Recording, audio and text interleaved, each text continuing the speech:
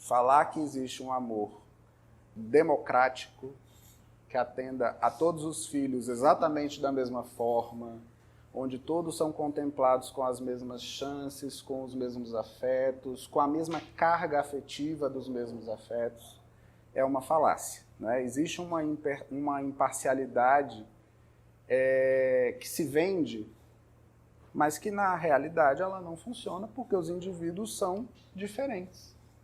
Se você tiver 10 filhos, você não vai ter nenhum deles que seja... Primeiro, você não vai ter nenhum que seja exatamente como você queria que fosse. Né? E mesmo com aqueles que se aproximam mais daquilo que você gostaria que fosse, eles vão ter ali questões que não casam, né? Que não tava... Quando eu vi, veio junto no combo, mas eu não tinha comprado isso. Então, assim, essa imparcialidade parental, ela é um fator importante para que a gente possa destacar aqui, porque muitas vezes ela é o que vai ditar a relação entre os irmãos. Não é uma palestra sobre pais e filhos, é uma palestra sobre irmãos. Mas a relação como os pais lidam com os seus filhos vai ter uma interferência direta naquilo que vai se desenvolver dentro da dinâmica fraterna. Né? É claro que o mais evidente disso é a rivalidade, mas isso vai também para além da rivalidade. Onde é que isso começa? Na comparação. A comparação para o bem, a comparação para o mal. Né? Seu irmão faz isso melhor que você. Olha como você é melhor que seu irmão.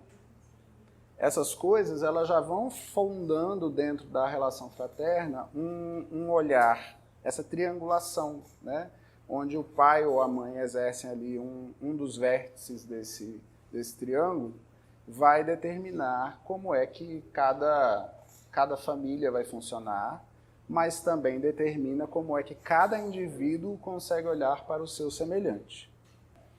Uma outra forma que evidencia isso é a distinção entre o irmão capaz e o irmão incapaz. Aquele que tem mais chances de sobreviver sem os pais, por exemplo, e aqueles que dependem mais dos pais para poder sobreviver. Isso funda não só uma relação de disputa, como também uma relação de dependência, onde muitas vezes os irmãos mesmo corroboram que o fraco é fraco. E aí, se o fraco é fraco, ele também tem o dever de participar do fortalecimento daquele. Isso também gera um oportunismo, porque o fraco, tadinho, ele merece mais. E aí ele pode ir merecendo mais ao longo da vida inteira, em detrimento daquele que está merecendo menos. E também cobranças. Por que ele recebe mais do que eu? Que é um dos mitos, né, gente? O mito do filho pródigo. A gente vai ver um mito ótimo mais para o fim do nosso encontro, que explica não, né? Na verdade, tudo isso que a gente está conversando está muito presente dentro de um mito que a gente vai ver mais adiante.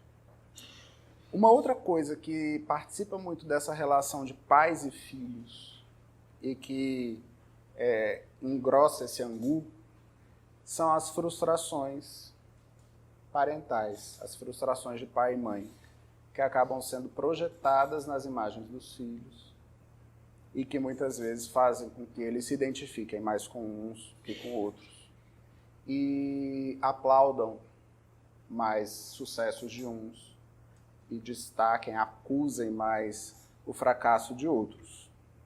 E também, nessas desigualdades que surgem, uma estratégia, né, que muitas vezes se valida, é a tentativa de aliança com os pais para ganhar algum tipo de aprovação. É o irmão dedo duro, né? É aquele que, de alguma forma, ele vai tentar se equivalar à imagem dos pais municiando eles de um dever, de uma atribuição que deveria ser só deles. Né? Eles vão, de alguma forma, ali, fazendo essas alianças, eles vão tentando cavar algum tipo de privilégio diante desses pais. Uma coisa que é comum nisso, né? Não entre as crianças, é interessante porque assim, tudo isso que a gente está falando aqui, a gente está falando de relações de crianças com adultos, né? Não, a gente está falando de relação entre pais e filhos. Mas, diante dos nossos pais, nós somos sempre... Eu lembro dos meus ídolos de jornalismo, fui entrevistar uma vez uma senhorinha que devia ter 100 e poucos anos, assim, 100 e pouco de verdade, assim, 102 anos.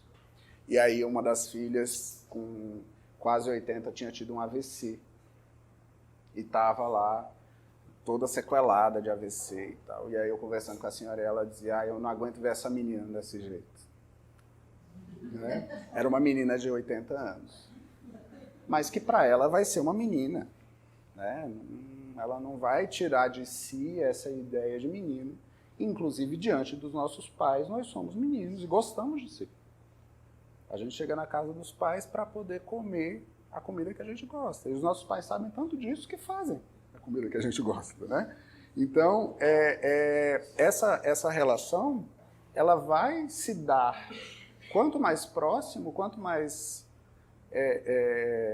desejado por esses pais, maior os privilégios que eu posso ter junto com eles.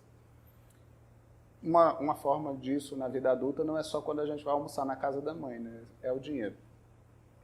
Os filhos que precisam mais e que estão sempre lá, de alguma forma, recebendo, sendo subsidiados, porque não deram certo, com 40 anos, e com todas as oportunidades que os outros tiveram, mas que não puderam dar certo e tal. E que é a porta para muita coisa, né, gente? É a porta para mesquinharia, é a porta para quase uma psicopatia, né? Assim, a pessoa vira um manipulador nato e ela começa a querer tratar o mundo do mesmo jeito e dá problema. Uma outra coisa que participa dessa história também é a encarnação de certos fantasmas familiares nos filhos. Pais que, de alguma forma, dão para os filhos certas tarefas, certos papéis, que encarnam, na verdade, fantasmas que rondam aquela casa. Né? A ausência do pai, por exemplo. Aí um filho vira pai. Pode ser menino, pode ser menina, mas vai virar pai. Né? Uma doença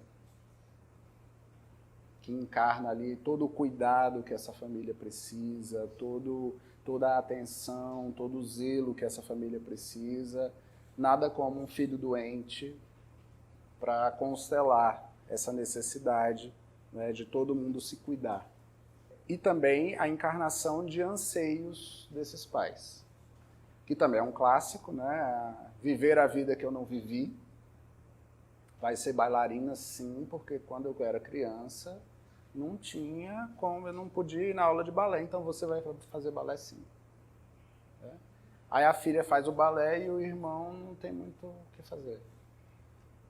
Como é que ele se vê dentro dessa estrutura? Como é que essa menina se vê tendo de cumprir essa obrigação de fazer a mãe feliz? Como é que esses irmãos vão se enxergar dentro dessa disparidade? Né? E muitas vezes essas questões elas vão sendo transmitidas geração após geração. Vai ter sempre aquele que assume tal papel, vai ter sempre aquele que gera tal problema. E tem um detalhe, né, que é um óbvio, mas que nem sempre a gente se dá conta disso. Né? Entre o primeiro e o último filho, não existirão nunca os mesmos pais. O primeiro filho, ele foi filho de um casal. O segundo já não é mais filho do mesmo casal, mesmo que tenha uma diferença aí de um resguardo. Né? Mas essa disparidade ela vai fazer com que muitas vezes um irmão cobre do outro um tratamento que ele não teve, mas que ele não teve mesmo, ele não terá, porque os pais eram outros. A circunstância era outra.